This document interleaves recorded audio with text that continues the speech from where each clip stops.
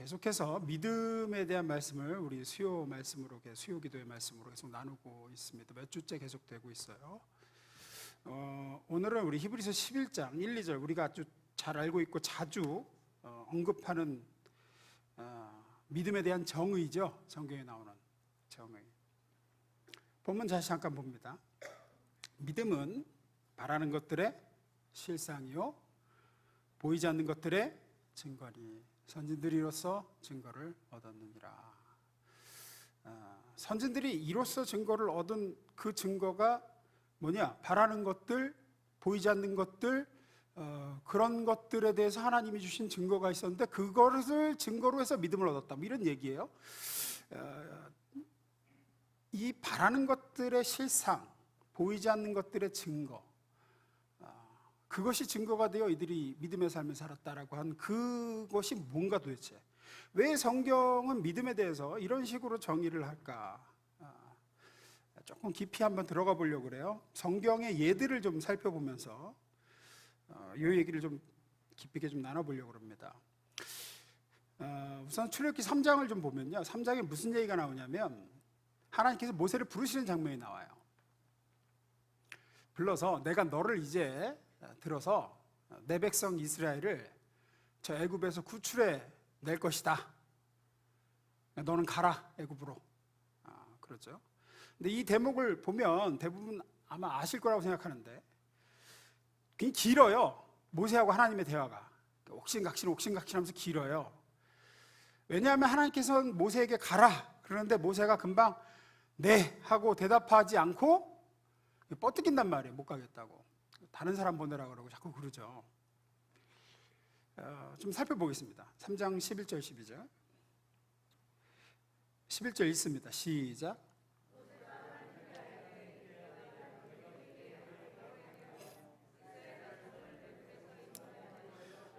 이건 시종일관 모세의 반응이 이래요. 아시겠지만 떨기나무 불꽃에서 만나서 시종일관 계속 못 가겠다 그래요. 내가 누군데 가냐고. 보낼 만한 사람을 보내소서 그러고 그래도 안 되겠다 그러고 뭐 계속 그래요. 그러니까 이제 하나님이 증거로 주시는 게 뭐냐? 12절 하나님이 이르시되 내가 반드시 너와 함께 있으리라. 네가 그 백성을 애굽에서 인도하여 낸 후에 너희가 이 산에서 하나님을 섬기리니 이것이 내가 너를 보낸 증거니라 그래요. 저는 제가 한번 잠깐 살펴본 말씀인데 모세는 이거죠. 모세는 이 부르심을 받기 전에 40년 전에 이 부름 받기 40년 전에 하나님을 향해서 열심을 가졌던 적이 있습니다. 그래서 자기 백성이 애굽의 관원에게 고난당하는 것을 보고 애굽 관원을 쳐 죽인 일이 있었는데 그때 하나님께서 모세의 편을 들어주셨더라면 모세가 이렇게 미디안 광야로 도망가서 자그마치 40년이나 되는 세월 동안 장인의 양이나 돌보는 양치기로 살지 않았을 텐데 하나님이 그때 도와주십니까? 안 도와주십니까? 안 도와주신단 말이에요. 그래서 모세가 도망간 거거든요. 도망가서 40살에 도망가서 양치기로 40년 살고 지금은 80이 됐어요. 80이. 이 경험이 아마 모세로 하여금 이 하나님의 부르심에 대해서 끝까지 저항하는 아마 계기가 됐을 겁니다. 하나님, 제가 젊었을 때 열심과 정열을 가지고 하나님 앞에 헌신하려고 했을 때는 함께 해주지 않으시고 왜 이제 다 늙은 지금에야 오셔서 나를 가라고 하십니까? 제 나이가 80입니다. 뭐 이런 거예요. 저는 하나님이 별로 신뢰스럽지가 않습니다. 이런 좀 태도가 있는 거죠. 제가 뭘 믿고 갑니까? 뭘 믿고? 갔다가 내 편을 안 들어주시면 하나님 명령대로 가서 그 애굽 왕에게 가서 내 백성을 내놓아라 그랬다가 하나님이 안 도와주시면 그때는 젊어서 도망이라도 쳤지만 이제는 나이가 많아서 옛날같이 도망갈 힘도 없는데 그래서 보낼 만한 자를 보내소서 하는 거죠. 자기 같은 80 노인 말고. 그랬더니 하나님이 12절에 다시 12절 뭐라 그러세요? 하나님이 이르시되 내가 반드시 너와 함께 있으리라. 내가 그 백성을 애굽에서 인도하여 낸 후에 너희가 이 산에서 하나님을 섬기리니 이것이 내가 너를 보낸 증거니라. 증거 주세요. 그러니까 하나님이 내미신 증거가 이거예요.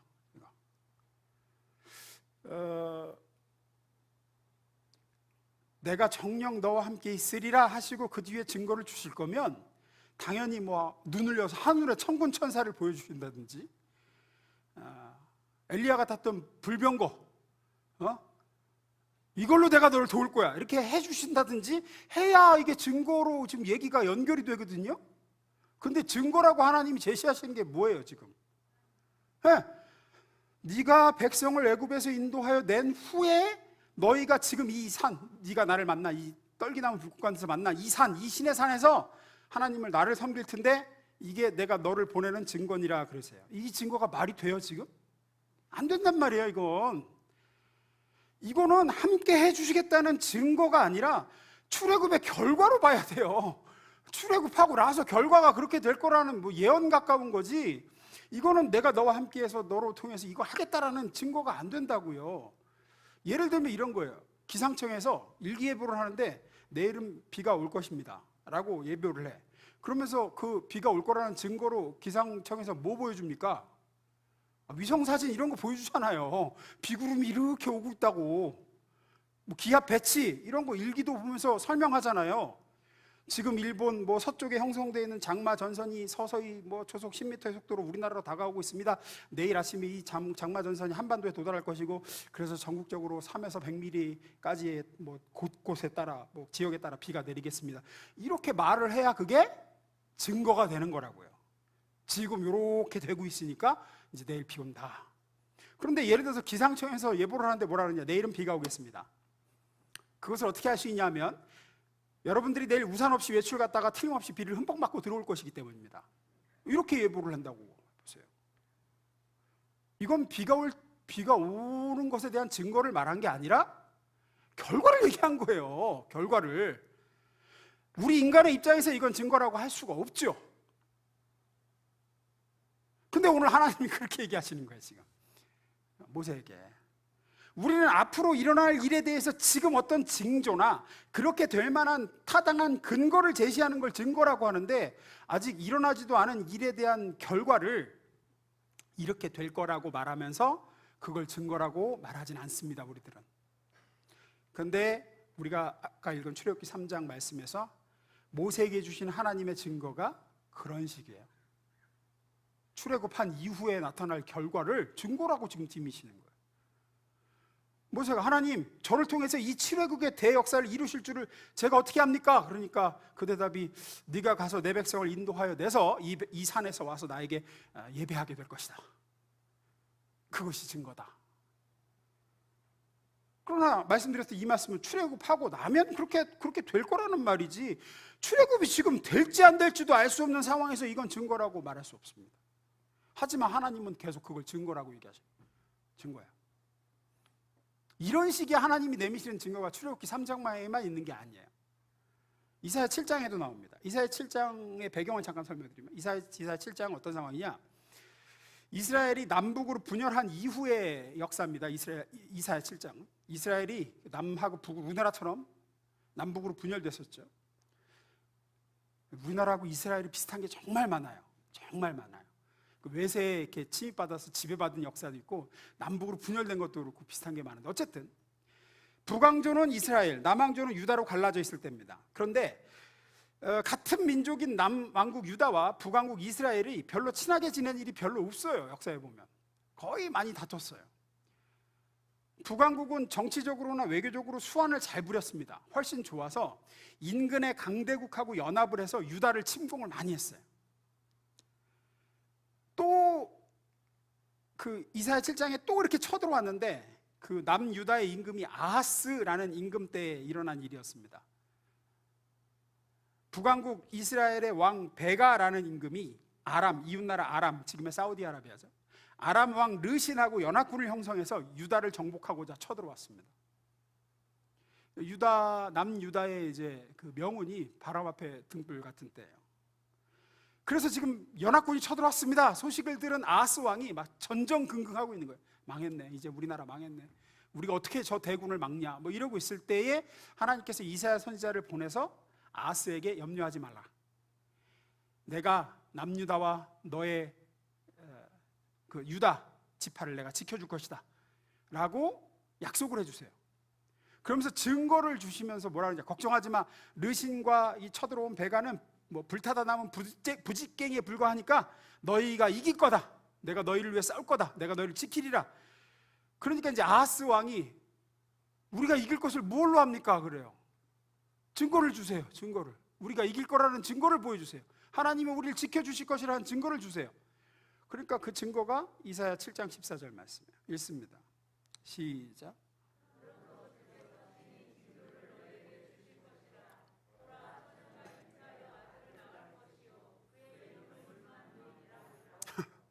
네, 이 말씀이 여기 나와요. 마태복음에서 마태가 인용한 말씀이 사실은 여기 나오는 말씀이거든요. 잘 보세요. 이 전쟁의 승리의 증거로 말씀하신 이 아들이, 이 아이가 임마누엘이라 불리는 처녀에서 태어나는 아이가 언제 태어납니까? 시점으로 따지면 800년 후입니다. 이 전쟁이 있고 800년 후에야 되어질 크리스마스 때의 일이에요. 지금 당장 급한 건 내일 전쟁을 해야 되는데 지금 쳐들어왔는데 아하스 왕이 이 일로 인해 심히 떨며 어쩔 줄 모르고 있어서 하나님이 선지자 이사야를 보내서 걱정하지 마라, 너희가 이긴다. 이길 거 어떻게 합니까? 증거를 보여주세요. 800년 후에 내 후손 중에서 메시아가 태어날 거야. 임마누엘이라고 불리는 그게 증거다.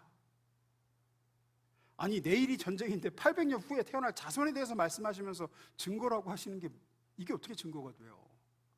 근데 하나님이 이렇게 말씀하세요. 하나님. 성경에 나오는 하나님이 주시는 증거가 거의 이런 식이에요. 거의. 한 군데만 더 봅니다. 이사야 37장. 띄우지 마세요. 애굽왕 아수르 왕 사네립이 유다 왕 히스기야 때 쳐들어왔습니다. 남유다는 맨날 이렇게 쳐들어오고 그거 막아내고 그래요. 근데 쳐들어왔는데 히스기야에게 선전포고를 하죠. 사네립이 자기 군대 장관 랍사게라는 사람을 먼저 보내서 예루살렘을 포위하고 유다를 향해서 항복을 권유합니다. 비웃으면서 야, 유다 니네보다 훨씬 크고 강한 나라들이 다 버티다가 다 점령당하고 다 망했어. 그러니까 저항해 봐야 너희보다 지금 몇백 배가 많은데 우리가 빨리 항복해라. 괜히 힘 빼지 말고. 너희는 우리 강력한 아수르의 상대가 안 된다. 도저히 히스기야가 보기에 살아날 방법이 없죠. 히스기야가 두려워하며 힘이 떱니다. 그리고 그 항복 문서를 가지고 성전에 올라가서 펴놓고 하나님 앞에 울면서 기도하죠. 하나님 어떡합니까? 그러자 역시 또 하나님이 이사야 선지자를 보내시죠. 너희가 이긴다. 또 그랬어요. 너희가 이긴다. 이길 증거가 뭡니까? 그래요. 또 히스기야가 우리가 이긴다는 증거가 어디 있습니까? 하나님 증거를 보여주세요. 그때 주신 말씀이 30절이에요. 읽습니다. 시작.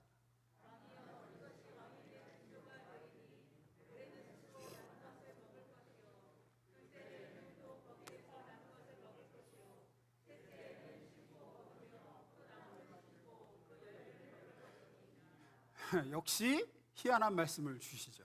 증거가 될 수 없어요. 생각해 보세요. 아니 당장 사내립하고 싸워야 된다니까. 예루살렘 성이 몇 겹으로 포위됐어요. 지면 모두 망하는 거예요. 남자들은 죽거나 노예로 끌려가고 부녀자들은 다 종으로 잡혀가고 해야 돼요. 근데 하나님이 내일 전쟁에서 너희가 이길 거다. 증거가 뭡니까? 그러니까 너희가 너희 땅에서 산 것을 먹을 거고 3년 후에 씨 뿌리고 포도나무도 심고 추수하고 그럴 거야. 그러나 이런 것들은 앞서 얘기한 거와 마찬가지죠. 전쟁에서 이기고 나서 누릴 결과물들이에요.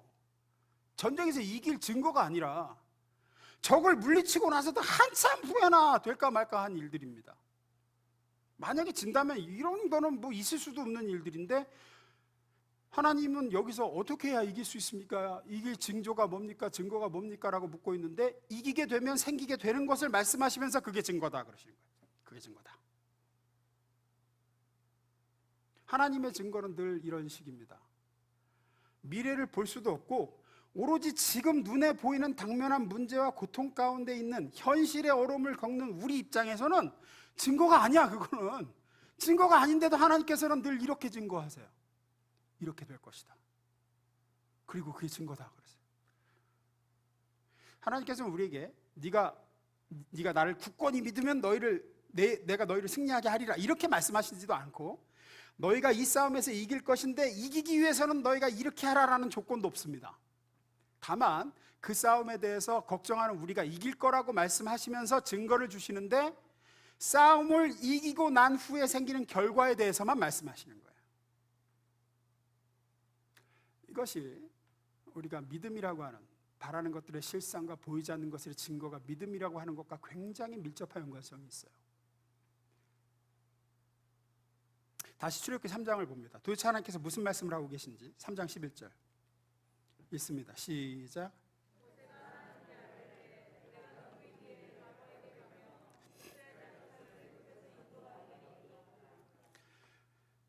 우리는 이 말씀을 대할 때 하나님께서 무슨 대답을 하시리라고 생각됩니까? 모세야 가라. 가면 내가 너를 대신해서 애굽 왕 바로의 멱살을 잡고 크신 팔과 큰 권능으로 이끌어내리라.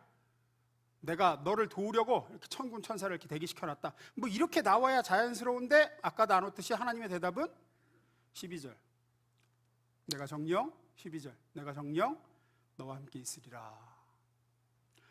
내가 애굽에서 인도하여 낸 후 이 산에서 하나님을 섬기리니 이것이 내가 너를 보낸 증거니라 라고 말씀하세요.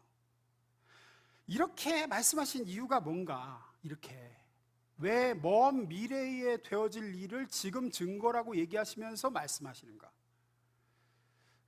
크게 세 가지로 이해할 수 있는, 첫째는 하나님은 시간 밖에 존재하시기 때문이에요. 즉 하나님은 지금 여기도 계시고 늘 우리가 알듯이 미래에 이미 그 시간에도 가 계시기 때문에 동시에 존재하시죠. 하나님은 과거의 시간과 현재의 시간과 미래의 시간에 하나님은 동시에 존재하시는 분이세요. 인간 모세의 시점에서는 당장 80세 노인이 어떻게 뭘 해서 200만이나 되는 이스라엘 백성을 바로의 손에서 해방시키나, 이들을 이끌고 여기까지 오나, 꿈같은 얘기지만 하나님 편에서 보실 때는 이미 모세를 보내는, 애굽으로 보내는 시점에서 시내산의 백성들을 이끌고 와서 하나님을 찬송하고 경배하고 있는 것과 다름이 없는 거예요. 그게 다 한눈에 들어오시는 거죠. 그 모든 역사는 하나님 앞에는 다 현재로 존재하기 때문이에요. 하나님은 시간 밖에 계십니다. 그래서 이렇게 얘기하실 수 있는 거죠. 그게 첫 번째 이유가. 두 번째, 하나님의 강력한 의지의 천명입니다.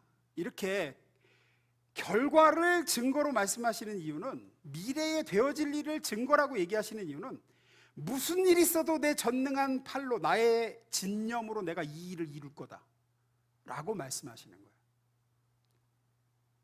불변의 미래는 왜? 내가 그렇게 할 거니까. 12절 다시 봅니다. 출애굽기 3장 12절 하나님이 이르시되 내가 반드시 너와 함께 있으리라. 내가 그 백성을 애굽에서 인도하여 낸 후에 너희가 이 산에서 하나님을 섬기리니 이것이 내가 너를 보낸 증거니라. 다른 말로 하면 뭐냐? 내가 이 일을 반드시 이루고야 말 것이라 라는 뜻이에요. 내가 반드시, 전능자인 내가 그렇게 하기로 마음을 먹었다. 너희를 반드시 이 산으로 다시 이끌고, 네가 지금 나를 만나 이 산으로 이끌고 와서 나를 예배하도록 내가 만들 거야. 전지전능한 내가 그렇게 되도록 할 거야. 분명히 그렇게 될 거야.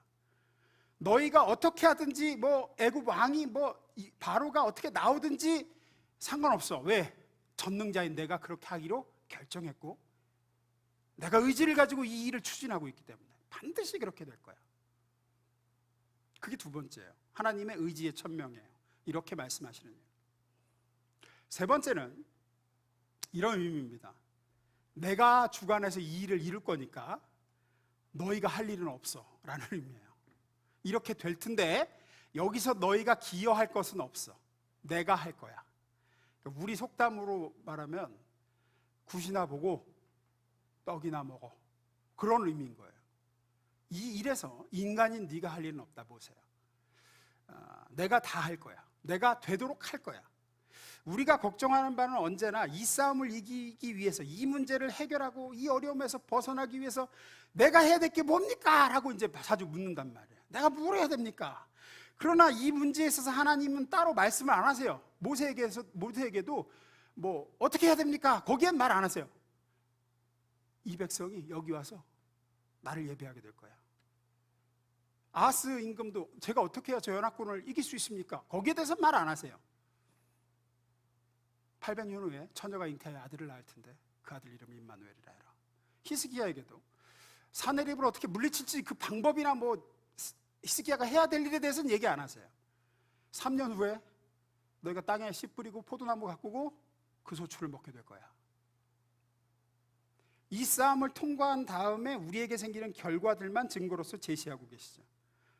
근데 우리 인간의 초점은 지금 내가 뭘 해야 됩니까? 라는 쪽으로 자꾸 가죠. 근데 하나님은 거기에 대해서 얘기 안 하시고, 나는 당장 눈앞에 닥친 이 문제, 이 싸움이 급한데 거기엔 별말 안 하시고 승리했을 때 일어나는 축복된 결과를 앞당겨서 선언하시는 거예요. 다시 이사야 7장 14절 봅니다. 제가 있습니다. 그날에 주께서 친히 징조를 너에게 주실 것이라. 보라, 처녀가 잉태하여 아들을 낳을 것이요 그 이름을 임마누엘이라 하리라. 말씀드렸듯이 아하스 왕은 내일 벌어질 전투가 질 것이 너무 뻔하기 때문에 이대로 싸우면 반드시 쳐 유다가 전전긍긍하고 있는데 이사야 선지자가 와서 하나님의 약속을 전합니다. 유다가 이길 것이다. 틀림없이 유다가 이긴다. 그러나 객관적인 전력을 볼 때 이길 수 있는 가능성이 전혀 없어요. 하나님이 말씀하시는데 보장을 좀 해주세요. 무슨 보장? 근데 하나님께서 그 보장이라고 증거라고 디미시는 게 전쟁에 필요한 원군을 내가 보내주겠다. 뭐 쟤네들끼리 자중질환이 일어나게 하겠다. 이렇게 설명하시는 게 아니라 유다 지파에서 800년 후에 동정녀를 통해서 메시아가 탄생할 것이다 라고 말씀하세요. 왜 이게 증거가 되는지요? 하나님이 그렇게 하신다는 거죠. 800년 후에 한 처녀가 유다 족속 중에서 아이를 낳으려면 유다 지파는 그때까지 존속되어야 됩니다. 근데 여기서 유다가 전쟁에서 지고 아하스 왕이 망하고 유다 지파가 없어져 버리면 800년 후에 처녀가 잉태하여 아들을 낳는 임마누엘 메시아가 태어나리라는 모든 성경의 예언은 다 틀어져 버리죠. 그래서 800년 후에 태어날 메시아가 유다 지파에서 태어나는 그 예언이 성취되기 위해서라도 내가 너 아하스 왕과 너희 유다 백성이 멸망하도록 내버려 두지 않을 거야. 내가 대신 싸울 거고 내가 너희를 지킬 거야. 너희는 이 전쟁에서 할 게 없어. 굿이나 보고 떡이나 먹어. 내가 어떻게 너희를 지켜서 결국은 800년 후에 너희 가문에서 내 아들 그리스도 임마누엘이 태어나게 하는지 너희는 보게 될 거다. 너희는 걱정하지 말고 안식하라라는 거죠. 이 싸움에 있어서 네가 할 건 없다. 내가 어떻게 너를 승리케 하는지 믿고 지켜봐. 내가 너를 구할 것이고 내 후손을 통해 반드시 내 아들을 임마누엘 구세자로 보낼 거다. 너는 그저 그 사실을 믿고 감사하고 안식해라.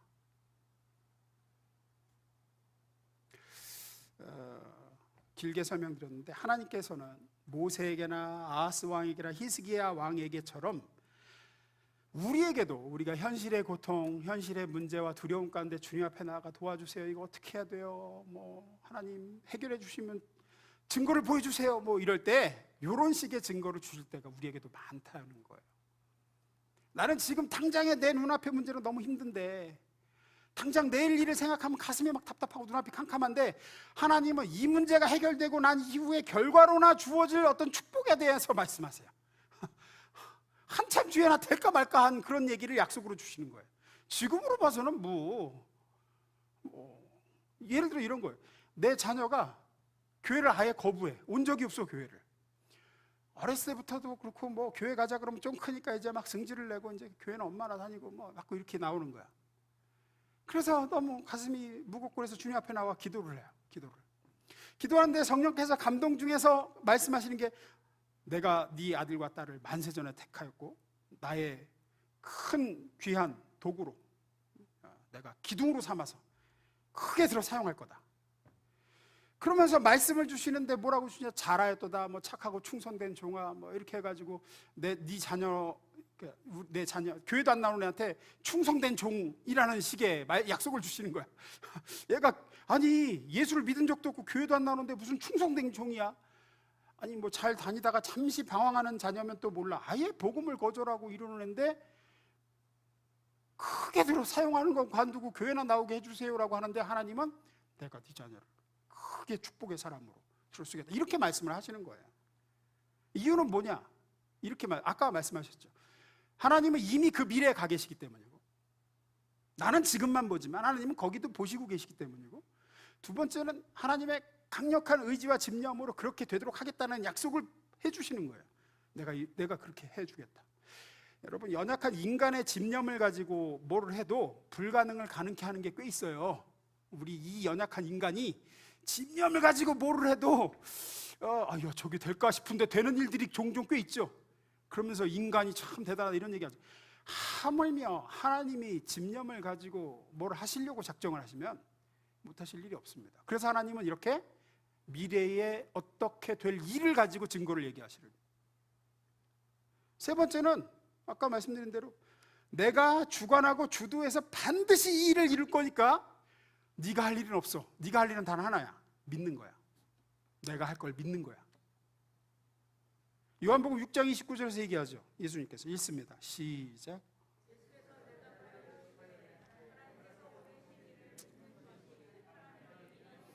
네. 믿는 게 하나님의 일이에요. 하나님이 그렇게 하시겠다고 하신, 내게 약속하신 그것을 되고로 믿는 거예요. 우리의 구원에 있어서 여러분과 제가 자신의 구원에 있어서 한 일이 뭐가 있습니까? 여러분이 여러분을 구원하기 위해서 한 일이 뭐가 있습니까? 없죠. 믿는 것밖에 없었죠. 이미 하나님이 내가 너의 죄를 내 아들 예수를 통해 2000년 전에 이미 다 도말했다 라고 선언하셨고, 너는 그래서 앞으로 내 모든 이 나라를 유업으로 물려받을 것이고 내 하나님 나라, 내 천국에 와서 영원 복락을 누리게 될 것이다 라고 선포하셨죠. 우리가 예수를 믿을 때 그걸 우린 구원이라고 하고, 그때 우리가 한 건 뭐냐? 믿은 거예요. 하나님이 하셨고 앞으로 나를 결국 주의 나라에 이렇게 할 것을 믿는 거예요. 우리가 우리의 구원에 있어서 한 거라고 믿고 감사하고 기뻐하고 안식하고, 내 죄가 사함받았구나 안식하고, 내가 하나님의 사랑받는 자녀가 되었구나 기뻐하고. 지금도 마찬가지입니다. 지금도 여러분의 삶의 문제에 대해서 하나님이 뭔가 약속의 말씀을 주셨잖아요. 기도하는 제목들에 대해서 하나님이 뭔가 약속을 주셨다면 우리가 할 일은 하나예요. 믿는 거예요. 믿는 거. 하나님이 하셨구나, 하실 것이야, 이미 이루셨구나. 마치 내 눈에는 안 보이지만 하나님의 시선엔 이미 그 일이 이루어졌거든요. 그렇게 보듯이 믿고 감사하고 기뻐하고 안식을 누리는 거예요. 아멘 하면서. 그게 우리가 할 일이에요. 추우세요? 꺼드리겠죠.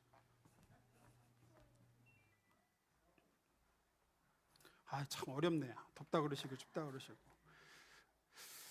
출애굽기 14장 13절 14절 우리 잘 아는 구절이죠. 13절 14절에도 보면 모세가 백성에게 이르되 너희는 두려워하지 말고 가만히 서서, 뭐예요? 여기서 니들이 할 일은 없어. 여호와께서 오늘 너희를 위하여 행하시는 구원을 보라. 너희가 오늘 본 애굽 사람을 영원히 다시 보지 아니하리라. 여호와께서 너희를 위하여 싸우시리니 너희는 가만히 있을지니라. 여기서 가만히 있을지니라가 안식하라는 겁니다. 안심하고 안식하고 감사하고. 아직은 구원이 안 이루어졌어. 홍해는 가로막혀 있고 뒤에 애국 군대가 쳐들어오는데 이미 여기서 건진 받은 양, 하나님이 그렇게 약속하시니까. 여기서도 증거, 이게 증거다, 이게 증조니 걱정하지 말라라고 보여주시는 게 뭐냐? 너희가 오늘 본 애굽 사람을 영원히 다시 보지 아니하리라. 이게 증거예요. 다시 말씀드려, 이것도 증거가 안 되죠. 이거는 이 지금 접전에서 구원받고 난 이후에나 일어날 일인데 너희는 영원히 다시 보지 아니하리라 하시죠. 왜? 하나님이 싸우시는 싸움이기에 그분이 대신 싸우심으로 우리는 결과만 누리면 되기 때문에 이렇게 말씀하십니다. 그러므로 이때 우리에게 주시는 증거는 승리 이후의 결과를 말씀하시지, 이렇게 해라 저렇게 해라 혹은 지금 그게 보이지 그게 증거다 하지 않는 겁니다. 하나님이 하실 것이기 때문에. 하나님 눈에는 이미 애굽 군대는 바닷속으로 다 들어가서 수장될 것이고 이스라엘은 홍해를 무사히 건너서 다시는 저 군대를 볼 일이 없게 될 거예요. 하나님 눈에는 이미 그렇게 이루어졌어요. 이때 이스라엘 백성이 할 일은 이 약속하신 말씀대로 이루실 것을 믿고 가만히 서서 하나님의 구원을 바라보고 기뻐하고 안심하는 거예요. 그게 하나님을 영화롭게 해드립니다. 우리가 믿을 때 하나님의 약속에 하신 그 증거를 지금 볼 때는 이건 무슨 택도 없는 얘기를 하나님이 하시네 할 때도 마치 된 것인 양 정말로 믿고 기뻐하고 감사헌금 드리고 아니 되고 나서 감사헌금은 누구나 드리는 거고 하나님이 약속하셨으니까 됐다 그리고 드리고 그리고 안식하고 그게 믿음이 없이는 기쁘시게 못하나니 할 때 그 믿음이에요. 하나님을 기쁘시게 하는 믿음이죠. 제 간증 하나 하고 마무리 짓겠습니다. 제가 종종 말씀드리는 게 제 신앙이 가장 나락으로 곤두박질 쳤을 때가 군에 있을 때예요. 군에 있을 때 정말 신앙이 더 이상 어떻게 내려갈 수 없을 만큼 내려갔을 제 인생의 가장 암울한 암흑기였습니다. 그렇게 군 생활을 제가 한 5년 가까이 했잖아요. 이제 한 4년째쯤 접으니까 마음이 너무 힘든 거예요. 그러면서 어떤 생각이 들면 내가 다시 목회의 길을 갈 수 있을까? 혹은 또 나 같은 인간이 목회를 해도 될까? 이런 생각이 들었어요. 이건 나 같은 사람이 이 수준에서 내가 누구를 주님께로 인도하나? 그냥 군인의 길을 갈까? 또 그때 또 마침 주변에서 이렇게 또 그냥 계속 군 생활 하라는 좀 권유도 많았어요, 저한테. 군인 체질 잘 맞는 것 같다 그러고. 그래서 이제 그때 휴가를 받고 제가 기도를 갔습니다. 기도 가서 그 문제를 기도를 했어요. 주님, 제가 전역을 하고 다시 신학교로 가서 이 길을 가야도 됩니까? 제가 볼 때 지금 갈 수 있는 제가 그런 인간이 아닌 것 같습니다. 저는 목회를 하면 안 될 사람인 것 같고 그냥 여기서 이렇게 군 생활하면서 그냥 신앙인으로 좋은 신앙 좋은 군인으로 생활하는 거 좋지 않냐? 기도하고 할 때 이제 주신 말씀이 뭐냐? 이사야 49장 6절이에요. 이거 안 좋다. 이거 안 좋다. 이사야 49장 6절 빨리 찾아주세요. 이사야 49장 6절.